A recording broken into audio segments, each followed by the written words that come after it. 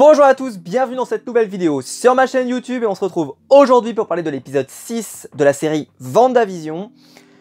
Un épisode très attendu et qui était personnellement l'épisode que j'attendais le plus, mais je vais vous expliquer pourquoi. Au-delà du fait que c'était un épisode très attendu par rapport à ce qui s'était passé dans l'épisode précédent, avec tout ce qu'on avait eu dans l'épisode précédent, qui pour moi marquait vraiment une rupture dans la série, et d'ailleurs ça s'est confirmé dans cet épisode, parce que clairement l'intrigue est lancée, on peut le dire, même si elle était déjà lancée avant, mais l'épisode d'avant était vraiment un épisode rupture, qui fait que maintenant les événements avancent au fur et à mesure. Et surtout avec le gros cliffhanger de fin qui pouvait donner vraiment envie de voir cet épisode.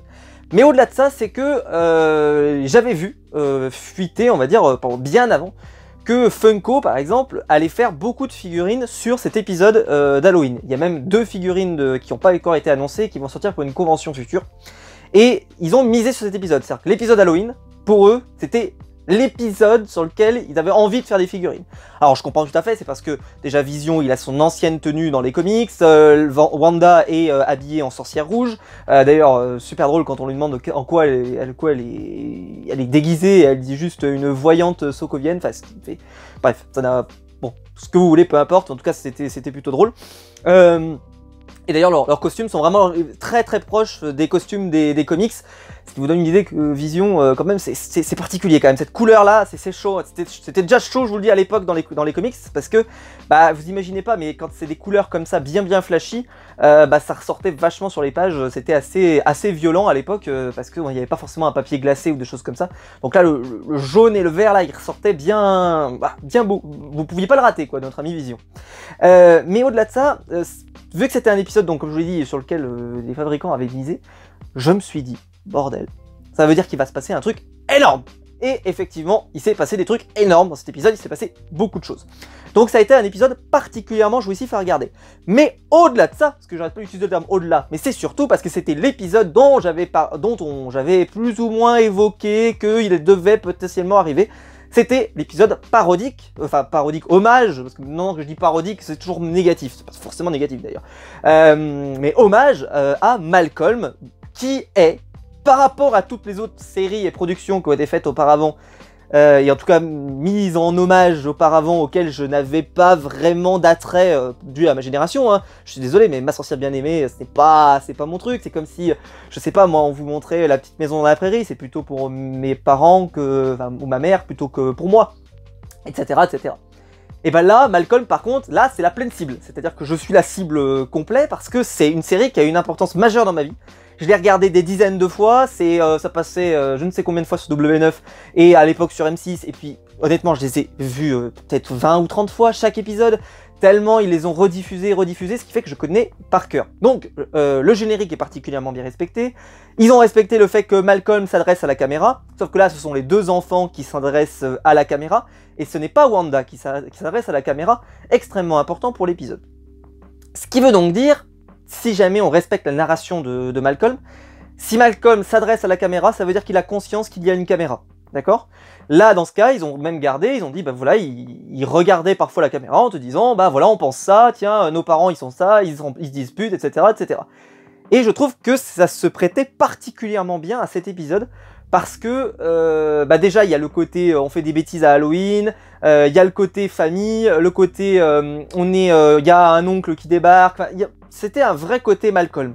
Ceci dit, la grosse différence avec Malcolm, c'est que Malcolm, les personnages sont vraiment extrêmes, et que là honnêtement c'est un peu clicheton, c'est-à-dire que moi, dans Malcolm, ils étaient toujours très imaginatifs, c'est-à-dire que les bêtises de Malcolm, de son frère Reese, ou de Francis surtout, moi j'étais hyper fan de Francis, c'était toujours très original. Moi je me souviens quand il se rase la tête complètement Francis, ou quand il essaye de manger c'est quoi, c'est des canards en sucre, il essaye d'en manger plus de 100, et qu'ils se disputent pour savoir s'ils vont en manger 100, et puis il finit par tellement plus en pouvoir que c'est une catastrophe.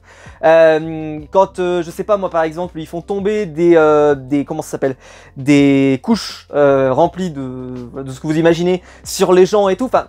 Ils ont toujours été extrêmement... voilà, ils avaient même fait une fronde par exemple sur le toit pour essayer... Enfin, voilà, c'est-à-dire que c'est une série qui était transgressive, mais qui a osé faire des choses extrêmement Je veux dire, c'était assez peu, il y avait peu de trucs comme ça, juste allez, on va mettre de la bombe et puis c'est tout quoi. Alors, c'est peut-être une limite aussi, machin, mais c'est vrai que c'était un peu convenu. C'était un peu convenu, c'est-à-dire que quand je les ai vus commencer, j'ai dit bon bah ok, ils vont peut-être faire aller un petit, 2-3 petites bêtises entre guillemets, mais rien de plus. J'aurais aimé que ça parte plus loin, parce que, un hommage à Malcolm, ils auraient pu aller plus loin. Ils auraient pu vraiment y aller, mais bon. Déjà, les références étaient suffisamment là, on va pas se plaindre, mais le travail n'est pas abouti totalement. Et d'ailleurs, moi Malcolm, j'estime que c'est un chef-d'œuvre, hein, j'adore Malcolm, pour moi c'est un truc incroyable. Et si vous voulez voir justement la version qui ne marche pas de Malcolm, c'est pas que la série est mauvaise, c'est que ça marche pas. C'est Young Sheldon, si jamais vous l'avez jamais vu, c'est le spin-off de Big Bang Theory, dans lequel on suit que Sheldon. Et on pourrait se dire ça ressemble un peu à Malcolm parce que c'est un surdoué. Il te raconte sa vie, son frère est un peu, voilà, un peu turbulent, il a une sœur jumelle, il a des parents qui ont des caractères vraiment différents, etc. Et ça pourrait prendre, et en fait ça ne prend pas. Enfin, en tout cas, moi sur moi ça prend pas. Dites-moi dans les commentaires si vous regardez cette série, mais sur moi j'ai essayé, ça ne prend définitivement pas parce que je trouve que c'est un peu malaise parce que Sheldon, il s'intègre pas bien. Là, heureusement, ils sont pas allés là-dedans, ils en ont pas fait des petits génies associables et tout. Ça, c'est tant mieux parce que je pense que ça aurait pu être un peu malaise TV, donc tant mieux qu'ils le fassent pas. Ceci dit, parenthèse terminée sur Malcolm, j'étais obligé parce que j'ai pas l'occasion de parler souvent de Malcolm sur la chaîne, donc là, il en fallait. Cependant, le reste de l'épisode. Alors, le reste de l'épisode, bon, voilà, on avait vu l'arrivée de Pietro, qui, alors, je sais que la semaine dernière, on a dit que j'avais spoilé dans le titre parce que j'avais mis qu'il y avait les X-Men. Au final, rien ne va se confirmer dans cet épisode parce que ils vont pas revenir sur véritablement les... Enfin, ils vont évoquer un petit peu comment Pietro s'est retrouvé là, etc. Mais au final, c'est pas très... Ça avance moyen, quoi. C'est-à-dire que je trouve que l'effet d'annonce du fait qu'il arrivait était plus puissant que ce qui s'est passé vraiment. Ça, c'est mon avis. Mais parce qu'en fait, le scénario de cet épisode reposait beaucoup plus sur Vision, qui a décidé donc de visiter le monde créé par Wanda. Et il s'est rendu compte que littéralement les gens jouent un rôle, mais en gros c'est comme si vous avez les rôles du premier plan et vous avez les figurants derrière. Et les figurants derrière ils doivent pas faire de bruit et ils ont pas de rôle précis. Donc ils ont pas de rôle précis, ils font rien. Ils font littéralement rien. Et c'est exactement ça. C'est-à-dire qu'on voit, vous savez quand on regarde des films souvent vous voyez des mecs qui sont en train de discuter au fond d'un bar etc. En fait ils discutent pas vraiment, ils sont juste là pour faire voilà. Pour faire comme si. Et là c'est exactement ça, sauf que là ils font même pas comme si, c'est-à-dire qu'ils sont littéralement bloqués. Alors il y a cette scène déchirante où t'as une femme qui est en train d'accrocher son linge et qui est bloquée. C'est-à-dire qu'elle est en train d'accrocher son linge parce que c'est la seule chose qu'on lui a demandé de faire. Sauf que elle a qu'un seul truc à étendre, donc elle reste bloquée comme ça. Et tu vois qu'elle pleure parce qu'elle en peut plus, elle a envie de faire autre chose, mais elle est bloquée. Et c'était vraiment déchirant. Puis Vision qui continue son voyage, qui arrive dans un autre quartier où tu vois les gens complètement pareil, immobiles totalement, mais c'est normal, ils sont pas dans la lumière du jour, on pourrait dire, ils sont pas, c'est comme si on vous montrait un autre quartier dans lequel il n'y a pas la caméra. Les gens, on va pas les payer à rien faire, si on schématise dans le monde du cinéma, donc ces autres quartiers de la ville sont inutilisés et inutilisables. Et ça, j'ai trouvé ça particulièrement super intéressant à suivre. Et ce qui donnera envie ensuite à Vision de traverser la barrière et de pratiquement, comme je vous l'avais dit d'ailleurs, point oracle entre guillemets, mais bon c'était pas hyper dur à trouver, mais en tout cas je m'en doutais, je vous l'avais dit, c'est que si Vision sort de là, il meurt. Et j'en étais convaincu, et ça s'est confirmé, s'il sort de ce dôme, en fait ce dôme le maintient en vie pour Vision. Et alors là ça pose question. Et alors là ça pose une énorme question, et c'est la question du truc, parce que il rencontre la voisine de Wanda, celle qu'on voit depuis le début, etc. Ok. Et il y a beaucoup de rumeurs, et je suis tout à fait d'accord avec ces rumeurs depuis longtemps, mais sauf que, bon, c'est pas que j'espérais pas, mais j'espère qu'ils savent où ils vont avec ça. C'est juste j'espère qu'ils savent où ils vont avec ça, puisque dans l'univers Marvel, vous le savez peut-être si vous lisez les comics, qu'il y a un personnage qui représente le diable, qui s'appelle Mephisto. Alors, pourquoi je vous dis que ça me semble étrange, c'est parce que il faut le savoir, Thanos, par exemple, dans ce qu'on a appelé la guerre de l'infini, enfin toute la saga de l'infini, commence à la base en évoquant un personnage, par exemple, qui s'appelle carrément la mort. D'accord ? Et donc ils avaient décidé, dans la nouvelle version dans le MCU, de ne pas mettre la mort. Tout simplement, Thanos fait ça pour des idées un peu écolo, extrémistes, etc. En tout cas, c'est comme ça que c'est développé dans le MCU. Et donc, il l'avait pas mis.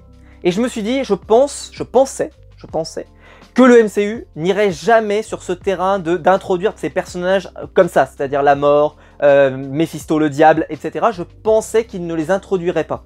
Parce que à partir du moment où tu ouvres ça, tu peux vraiment ouvrir à beaucoup de portes. C'est-à-dire que Mephisto, il est capable de faire beaucoup de choses. Mais ce que j'ai trouvé intéressant, c'est-à-dire qu'il y a beaucoup de rumeurs qui disent que c'est la voisine Mephisto, etc. Mais elle semble également bloquée, c'est-à-dire qu'elle semble bloquée également dans cette histoire, puisqu'elle est littéralement bloquée dans cette voiture. Donc pourquoi il se serait bloqué lui-même, ça ne ferait aucun... Enfin, ça ferait pas sens. Donc ça veut dire que Mephisto serait normalement quelqu'un à l'extérieur. Donc quelqu'un qui ne serait pas là, donc on verra qui sera Mephisto à la fin. Mais si c'était elle, je comprendrais pas tellement, parce que... Pourquoi et en même temps, ça ouvre une opportunité nouvelle au scénario, c'est que vu que Wanda, pour moi, c'est elle qui contrôle l'univers. C'est-à-dire que c'est elle qui décide si ça s'agrandit ou pas. D'ailleurs, elle se met en colère, et d'un coup, le truc s'étend et se répand encore plus loin. Donc, ce qui veut dire que, pour moi, il y a un lien entre ce que fait Wanda et ce que ça provoque sur la barrière. Il peut pas, ça semblerait bizarre qu'il y ait un intermédiaire entre les deux, si vous voyez ce que je veux dire. Mais ça veut pas dire que celui qui a créé la barrière ne l'a pas donné à Wanda, et que Wanda, pour punir, là je rentre dans un truc de théorie, un truc malade, pour punir Mephisto, ou alors pour l'empêcher de revenir en arrière, ou etc., l'a fait rentrer dans le truc et l'a piégé à l'intérieur. Bon, par contre, ça casserait vachement le mythe et la légende du personnage de Mephisto, qui est quand même normalement au-dessus du game. Normalement, c'est... Le boss du game, Spider-Man il vient le voir quand sa tante May est en train de décéder, enfin vraiment il est très important et il peut faire des choses pas banales. D'ailleurs si Mephisto est intégré, je vous dis même pas pour le Spider-Man du MCU, là le prochain, là il y a la théorie incroyable, voilà, ils vont nous faire, ça paraît évident, j'en parlerai peut-être dans une vidéo, mais il y a une théorie évidente qui va se produire et qui est inspirée des comics, je pense qu'il va peut-être nous faire ça si effectivement Mephisto, si ça semble bien se confirmer, rentre dans l'histoire. Mais ça serait donc j'ai hâte de savoir un peu si effectivement il va être dans l'histoire, mais j'y crois beaucoup, j'y crois de plus en plus, mais c'est pas que j'y crois, c'est surtout que j'aimerais bien savoir qui est le personnage, et j'espère que c'est pas la voisine. Parce que si c'est la voisine, enfin, à part si vraiment tout ce que je viens de vous dire là est vrai. Mais par contre, va falloir bosser, parce qu'on en est quand même à l'épisode 6, il reste 3 épisodes, de 20 minutes à chaque fois. Va falloir passer la seconde, parce que sinon j'ai peur qu'on soit un peu dans la purée. Surtout qu'ils ont pas l'air du tout d'avoir avancé, hein. C'est-à-dire qu'on a l'impression qu'il s'est passé beaucoup de choses, effectivement le mur a avancé, etc. Est-ce que le mur par exemple, ça va pas faire un côté un peu Stargate, là je cite Stargate dans une vidéo comme ça, c'est incroyable. Vous savez, dans Stargate Atlantis, il y avait un bouclier, et plus le bouclier était grand, plus il était faible. Et par contre, plus il était petit, plus il était fort. Peut-être que ça va amener justement des nouvelles possibilités, je n'en sais rien. Mais voilà, ça c'était très intéressant. Donc Vision, il m'a vraiment, c'était l'élément à suivre, je trouve, de cet épisode. Il a été déchirant, il a été incroyable, top. Wanda, elle comprend hein, au fur et à mesure que, en fait, elle ne contrôle plus Vision. Enfin, elle le contrôle plus. Déjà qu'elle contrôle pas non plus tout le monde, mais elle a vraiment l'impression qu'elle lui a laissé un libre arbitre à Vision, tout comme à ses enfants d'ailleurs. Mais elle a laissé un libre arbitre. Et en même temps, on a vu qu'elle avait été capable déjà de le rebooter et de revenir en arrière. Donc pourquoi elle le fait plus? Est-ce que c'est qu'elle avait le droit de le faire qu'une seule fois et elle peut plus? Enfin voilà, il y a peut-être des questions à se poser. Parce que là, clairement, ce qui s'est passé, là, Vision aurait pu à nouveau mourir.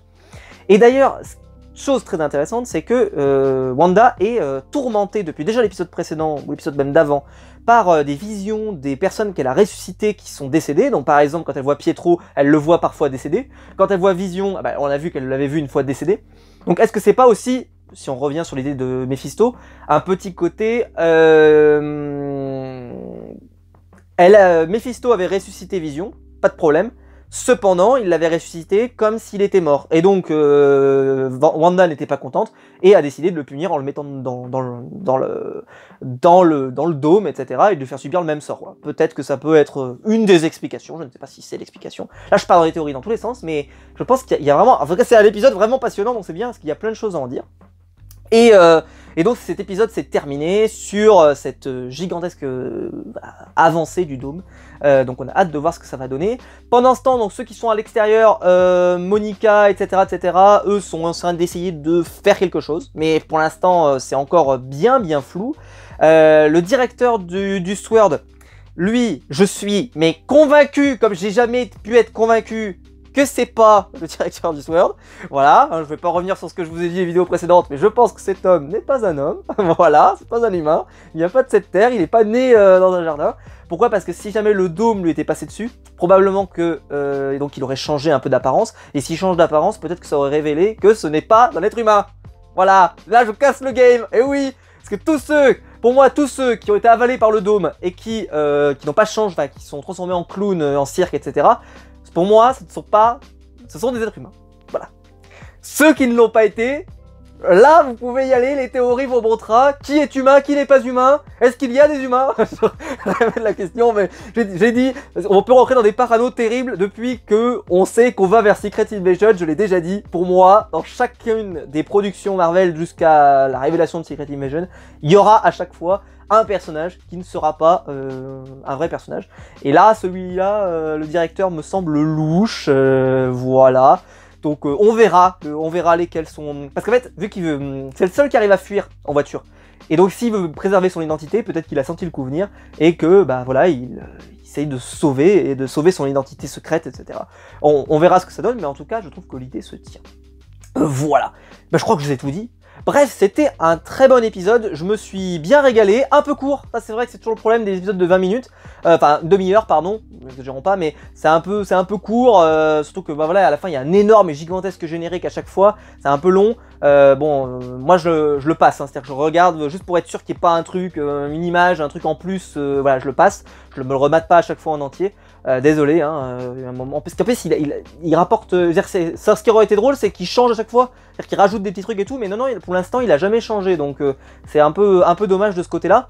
D'avoir mis autant de vide dans un épisode, ça, depuis le début, ça me perturbe, mais je pensais que la fin changerait à chaque fois, qu'il changerait des petits trucs et tout. Mais là, au premier coup d'œil, peut-être que j'ai raté, dites-moi dans les commentaires, mais j'ai pas l'impression qu'il change, j'ai l'impression que ça reste le même tout le temps, donc un peu étonnant. Voilà. Bah, j'espère que la vidéo vous aura plu. Moi en tout cas j'ai pris un énorme plaisir à vous parler de cet épisode. On s'approche bientôt de la fin. J'espère que ça va être au niveau des attentes. Là ils ont mis un petit peu de budget dans le... Voilà hein, parce que bon, faut animer Vision, il a volé, enfin voilà, je pense qu'il y a eu un petit peu plus. Mais pour moi on n'est toujours pas, je l'avais dit déjà dans les reviews précédentes, on n'est toujours pas, enfin ça justifie pas un budget aussi énorme. Donc ça peut vouloir dire, comme je l'ai dit, un final énorme à la Avengers, enfin un truc un peu huge. Donc on verra bien ce que ça donne, mais en tout cas je suis très curieux. Voilà, bah j'espère que la vidéo vous aura plu. Si c'est le cas, vous pouvez la liker, vous pouvez vous abonner, vous pouvez la partager sur les réseaux sociaux. Il y a le bouton rejoindre juste en dessous pour devenir un membre soutien et je vous en remercie. Bien sûr dans les commentaires, vous me dites ce que vous avez pensé de cet épisode, si vous êtes d'accord, pas d'accord, etc. Bien sûr, vous êtes là pour échanger et je suis là pour échanger avec vous. Et c'est pour ça que j'ai fait cette chaîne, donc n'hésitez pas, je vous écoute et je vous attends. Et quant à nous, bah on se retrouve très vite pour une nouvelle vidéo sur ma chaîne YouTube. Allez, ciao!